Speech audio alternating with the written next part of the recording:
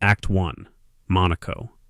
The first note Elena Marchetti played that night was the last peaceful sound anyone in the room would hear for a long time. The Hôtel de Paris had been emptied of everything ordinary. Beneath a ceiling of gold leaf and 3 chandeliers the size of small cars, 200 of the wealthiest and most dangerous people in Europe sat at tables draped in midnight silk, and Elena stood alone at the center of them, with a violin worth more than the house she grew up in. She did not know whose house it was. She had been told simply that the host paid in full and in advance, that the fee was triple her usual, and that she was not to ask questions about the guests. She was good at not asking questions. It was how a girl with no family and no money survived a world built for people who had both.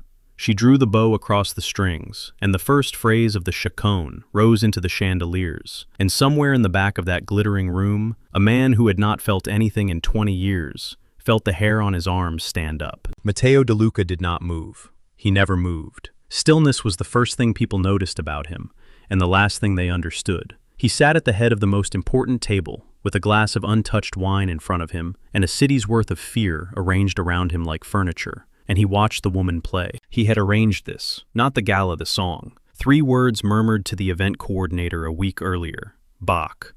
The chaconne. He had wanted to hear her play it in person just once before the work of the night began. He had never let himself be in the same room as her before. 20 years of photographs, of recordings, of reports, thin as prayer cards, and never once the air she was actually breathing. He had promised himself this was a weakness he would indulge a single time, and never again. He should have known better. Indulgence is how men like him die. Across the room near the service doors, a waiter set down a tray that had no glasses on it. Matteo's eyes flicked to the man for half a second. The wrong shoes, the wrong stillness, a tray held like a shield, and in that half second, the whole architecture of the evening rearranged itself in his mind into a single geometric truth. Line of sight, trajectory, target. The target was not him. The barrel came up out of the tray, and Matteo De Luca, who had not run for anything in 2 decades, was already out of his chair. The gunshot cracked the room in half. People say everything slows down. It doesn't. It speeds up and shreds. There was the muzzle flash, and there was Elena's bow stopping mid-stroke, and there was a sound like a coin dropped on marble that was the casing hitting the floor. And there was Matteo crossing 8 meters of ballroom faster than anyone present would later be willing to admit they'd seen. And then there was his body wrapping around hers, his arms folding her, and the violin into his chest, turning his own back to the shooter, the way a man turns his back to weather. The bullet that had been carved for Elena Marchetti went into Matteo De Luca instead, just below the left shoulder, and the impact drove them both to the floor in a tangle of black silk and red satin and shattered light, because the second round had gone wide and high and into the nearest chandelier, and now glass was falling around them like the first snow of an ugly winter. The room froze. 200 people who had ordered killings, financed wars, and watched men beg, and not one of them moved because the thing they were looking at made no sense. Matteo De Luca was on his knees on the marble, his white dinner jacket going dark and wet from the inside. One arm still locked around a woman he had reportedly never met, and he was not looking at the shooter. He was not looking for his men. He was looking down at her face with an expression that did not belong to him, that belonged to some other man, a younger one who had died a long time ago. "Don't move," he said to her, and his voice was perfectly calm, and a thread of blood ran down his jaw. "You're all right. Don't move." Elena stared up at the most powerful man in 3 countries, a stranger who was bleeding on her, and the only thought her mind could produce was, "I know that voice." She had never heard it before in her life, and she would have sworn on her mother's grave that she had known it always. Then his men were everywhere, and the screaming finally started, and the night came apart. Act 2. The house that watched her. They did not take her to a hospital. Elena understood dimly through the high white static of shock that this was not a kindness and not a crime, but simply the law of the world she had fallen into, that men like the one who had bled on her did not appear in hospital records, and that since she had been wrapped in his arms when it happened, neither now would she. She woke the next morning in a bedroom larger than her Vienna apartment, in a villa carved into the cliffs above the sea, in sheets that smelled of cedar and money. Her violin lay in its case on a velvet chair by the window, unharmed. Someone had cleaned the blood from its body. The thought that a stranger had wiped another man's blood off her instrument while she slept made her stomach turn over. A woman named Greta brought coffee and answered nothing. A doctor she did not ask for checked her pulse and left. And then, in the late gold of afternoon, a man came to the door who was not Matteo, who was older, silver-haired, elegant as a blade with a warmth in his face that did not reach all the way back into his eyes. "Miss Marchetti," he inclined his head, "my name is Salvatore Greco. I am Matteo's uncle. I oversee the things he does not have patience for," he smiled, such as apologizing. "Where is he?" "Recovering. The bullet missed everything that matters. He is, regrettably, very difficult to kill." Salvatore crossed to the window and looked out at the sea as though he owned it, which, in most senses, he did. "You are wondering why you are here and not in your own bed. I'm wondering why he did it." "So is everyone." Salvatore turned.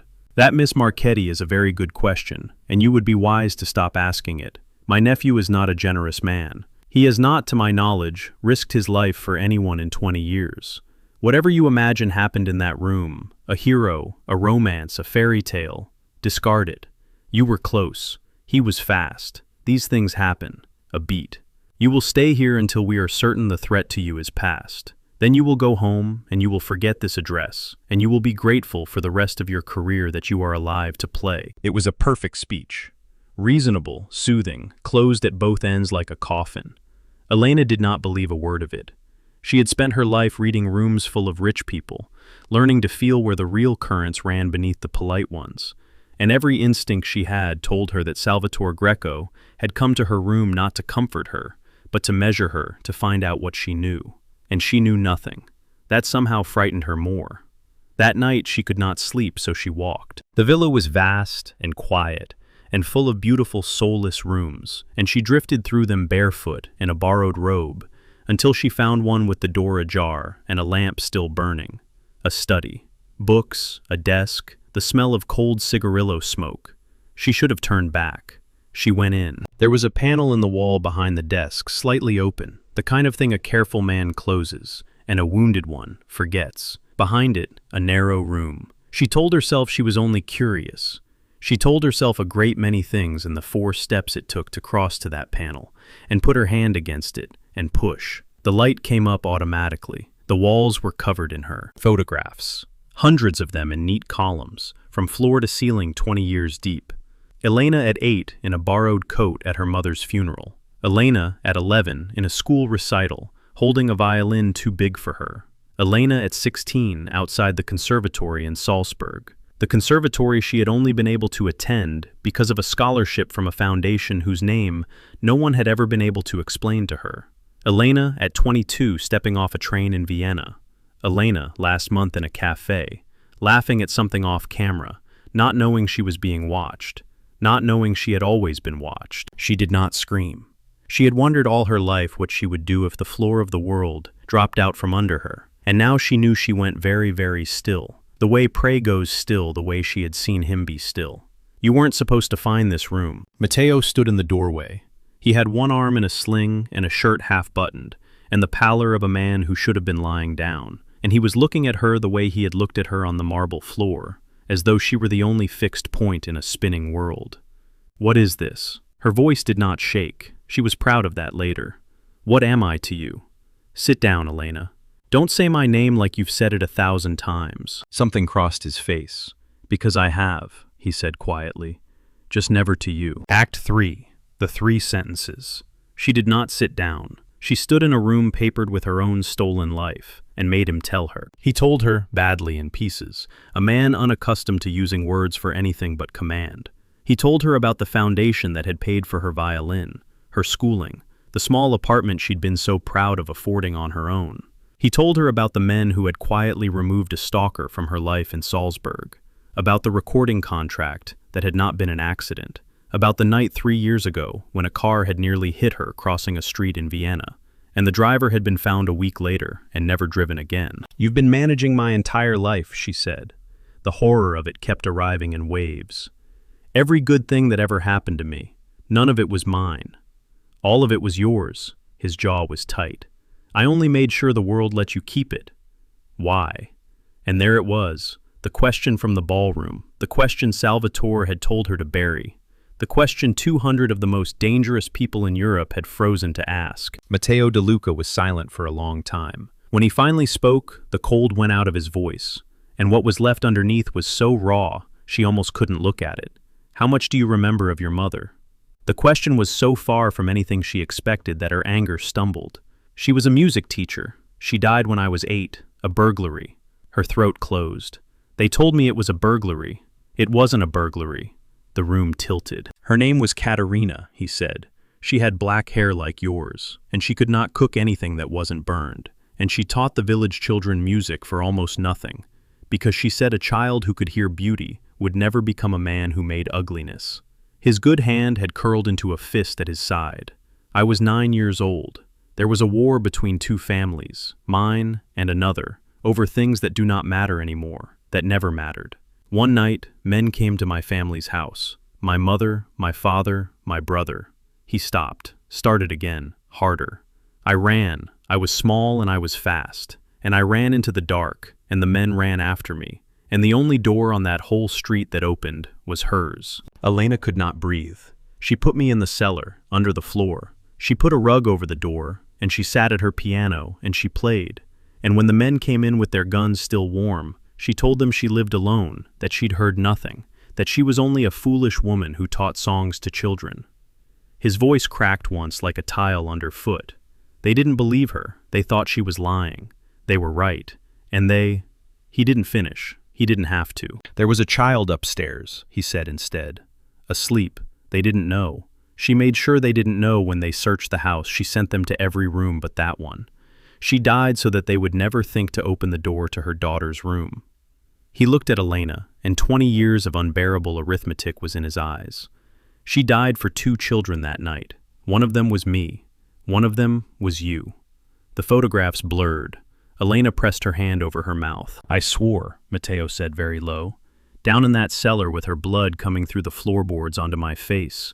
I swore that if I lived, I would spend everything I ever became keeping her daughter safe. I didn't know your name yet. I learned it later. I have kept that oath every single day of my life since, and I have never once let you see me, because the kindest thing I could give you was a life that had nothing to do with mine. His mouth twisted. And then someone found out about you anyway, and in a ballroom in Monaco, a man pointed a gun at the one thing in this world I cannot allow to be unmade, and I stopped being able to stay in the dark. The silence rang. 3 sentences, Elena whispered. At the gala, we spoke 3 sentences. Don't move. You're all right. Don't move. I'd have given my life to say them to you 20 years ago. He looked away. I gave it to say them now. It seemed a fair trade. Act 4. The man who let them in. She should have hated him. For a few days she tried. She raged at him across the marble of that beautiful, terrible house for the surveillance, for the strings, for a life she now had to re-examine, inch by inch, and ask of every joy whether she had earned it, or whether he had simply purchased it for her in the dark. He took all of it without defending himself. He stood there with his arm in its sling, and let her tear his oath apart. And the only time he flinched was when she said the worst thing she could think of. My mother died for a stranger's son, and you turned it into a debt. Yes, he said, because a debt I can pay. Grief I cannot. And he left the room. That was when she understood that the cold the whole world feared in Matteo De Luca was not absence. It was a wall built over a wound that had never once stopped bleeding. He had felt nothing for 20 years because he had decided at 9 years old that he was allowed to feel exactly one thing, and that thing was her safety, and that everything else had to die so that the one thing could live. She stopped trying to hate him after that. It was a relief, and it was a catastrophe, because in the long days inside that cliffside house while his men hunted the shooter, and Salvatore made calls behind closed doors, and the threat that had pointed a gun at her refused to show its face again, Elena and Matteo began, very slowly, to occupy the same air. She would play in the evenings, because she could not play, and she learned that if she started the chaconne, he would appear in the doorway, never entering, just standing there at the edge of the lamplight, as though he didn't dare cross into the part of the room she lived in. One night, she stopped mid-phrase and said without turning around, "You can sit down. I won't bite." A long pause. "I'm aware you won't." "Then sit." He sat. On the far end of a couch 8 feet away, rigid as a man at confession. She kept playing. When the piece ended, she lowered the violin and found him watching her hands, and there was such open, undefended hunger in his face, not for her body, for her, for the simple, unbearable fact of her continuing to exist in a world he had failed once already, that she had to look away first.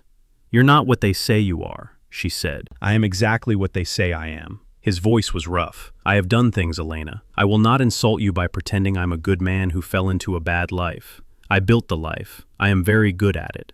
He turned the wine glass in his fingers without drinking.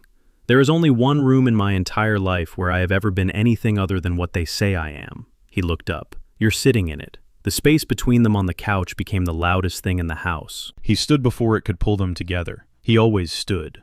He would come within a breath of her and then retreat, would reach for her hand to steady her on the cliff steps, and then close his fist before he touched her, would lean toward her across a doorway, and then straighten like a man stepping back from a ledge. She understood it, finally, on the 7th night, when his hand hovered a half-inch from her cheek and dropped away. He did not believe he was allowed to want her. To want her was to make the oath about himself, and the oath was the only clean thing he had ever owned. "You can want it," she told him very softly, in the dark of the corridor.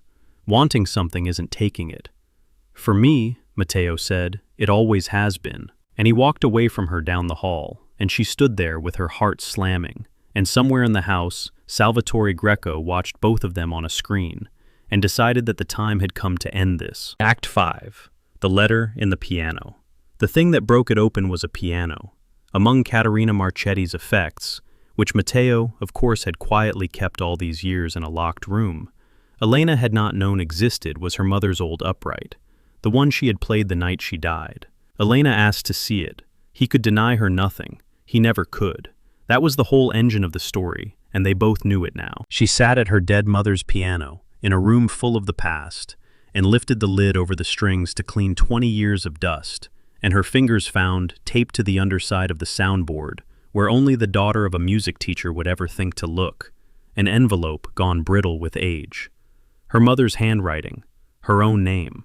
She opened it with Matteo standing very still behind her, and she read it aloud because her voice was the only thing holding the room up. It was a letter from a woman who had clearly known her days were numbered. It spoke of love in the plain, devastating way of a mother who knows she may not be there to say it twice. And then it spoke of fear of a man who had come to the village, a man from the families who had offered Caterina money to do a terrible thing and threatened her when she refused. She had written his name. She had written it because she wanted her daughter to know someday who to be afraid of, in case fear was all she had left to give her. The name was Salvatore Greco.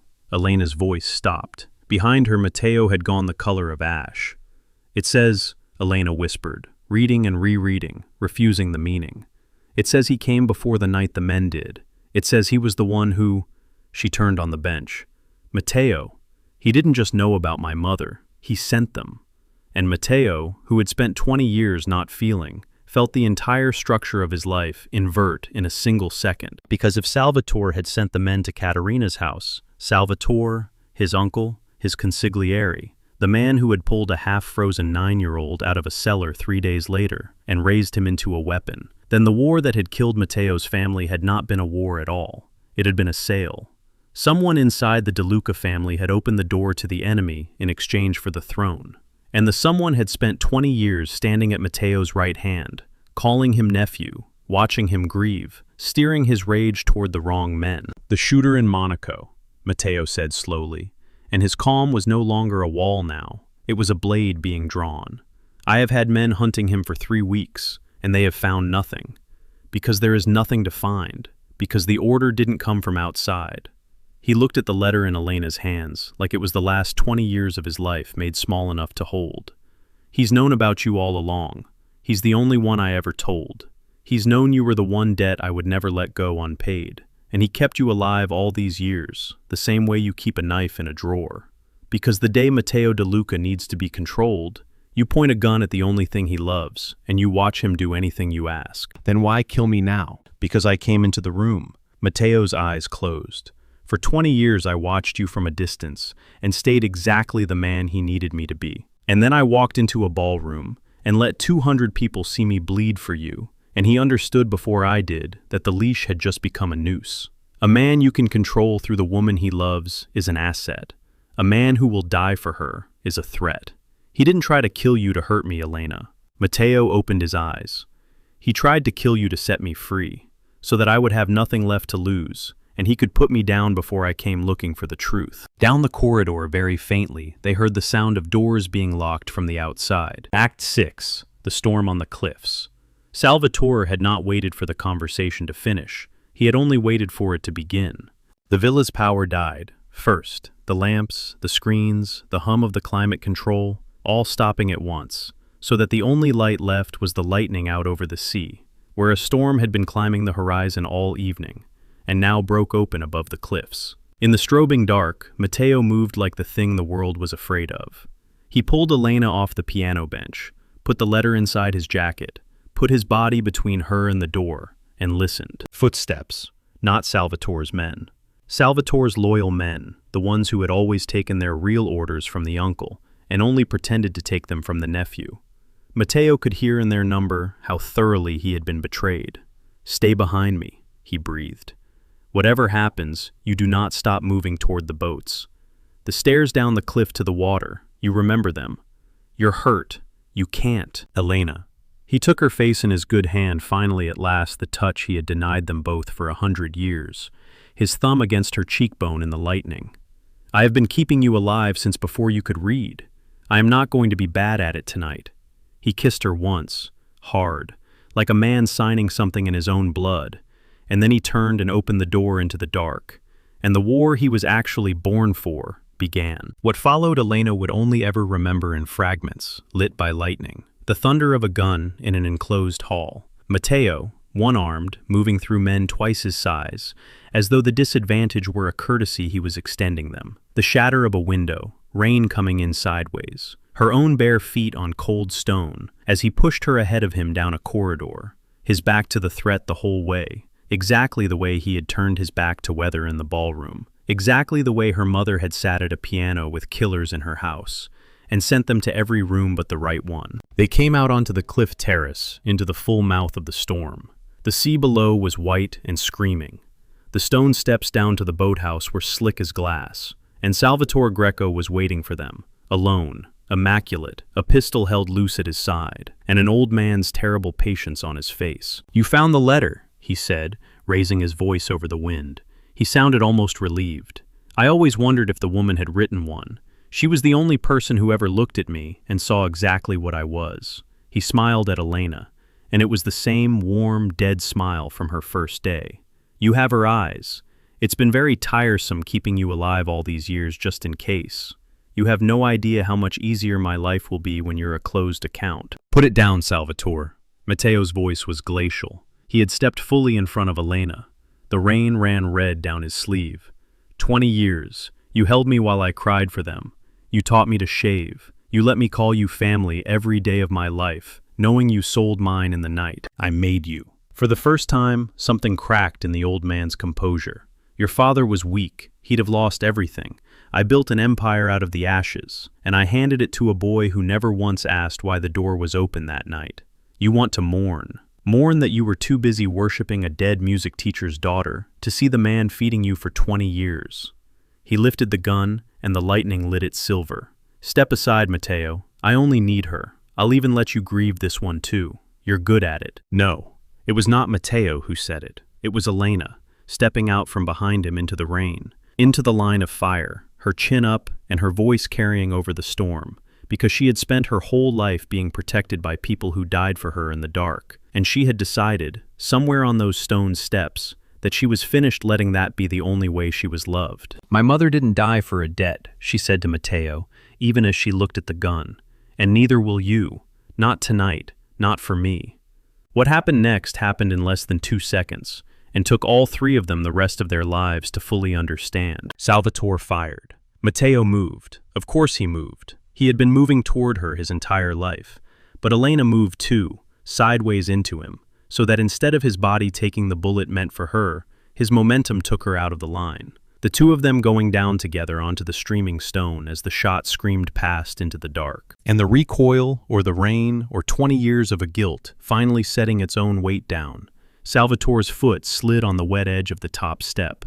A small thing, the smallest thing. His arms went out, the gun spun away into the storm, and the most dangerous man Elena had never known she'd been afraid of her whole life went backward down a cliff of black rock into a white and screaming sea, and the storm closed over the place where he had been, as though it had been waiting a very long time to do exactly that. The terrace was suddenly only rain. Matteo lay on the stone with Elena clutched against his chest, both of them shaking, his heart hammering under her ear. Alive, alive, alive. And for the first time in 20 years, he was not protecting her from anything. There was nothing left to protect her from. There was only the two of them, and the rain, and the impossible quiet after. "You stepped in front of a gun for me," he said into her wet hair, disbelieving, almost angry. "Don't you ever. You've done it twice." She lifted her head. Her face was streaming and she was laughing or crying or both. "I'm allowed to do it once." He looked at her the way he had looked at her on the marble floor in Monaco. But it was a different look now, because the wound underneath the wall was not bleeding anymore. It was simply open. To her. "I have spent my whole life," Matteo De Luca said, "keeping you at a distance, because I thought the only thing I was allowed to feel for you was a debt." His good hand cradled the back of her head. "I was wrong. I have been wrong since the night in that ballroom, maybe since long before."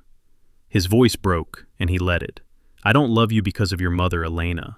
I love you in spite of every reason I gave myself not to. I love you the way I breathe, badly, constantly, and without permission." The rain fell on them, and neither of them moved out of it. "Then stop apologizing for it," she whispered against his mouth, "and kiss me like a man who finally believes he's allowed to." He did. Act 7. The Last Note. They found Salvatore's body 3 days later, washed up 2 coves east. The empire he had built on a child's grief did not survive him by much. Matteo dismantled it piece by piece, not out of vengeance, but out of something colder and cleaner, the refusal to keep one stone of a house his uncle had stolen. He gave up more in those 6 months than most men acquire in a lifetime, and he did it without ceremony, the way a man takes off a coat he's finally noticed is soaked in blood. The world that had frozen in that Monaco ballroom never did get its explanation. The story spread anyway the way the best stories do, mutating as it went. "Did you hear? De Luca caught a bullet for some violinist." De Luca, of all men. They say he hasn't left her side since. They say he gave it all up for her. No one believed it. Everyone repeated it. It became the only myth more frightening than the man himself, the rumor that Matteo De Luca had a heart, and that it belonged completely to one woman. He bought back her mother's village church, the small one, near where Caterina had taught children to hear beauty so they would never make ugliness. He had it restored, every stone. He never told Elena why, until the day he took her there. It was where he married her. She walked toward him down an aisle in a building her mother had once played music in, and at the altar stood a man the world believed had no fear and no love, a man who had felt nothing for 20 years, and he was weeping openly, without shame, in front of God and the few good people left in his life, because the one debt he had carried his whole life had turned somewhere on a storm-wrecked cliff into the one gift he had ever been given.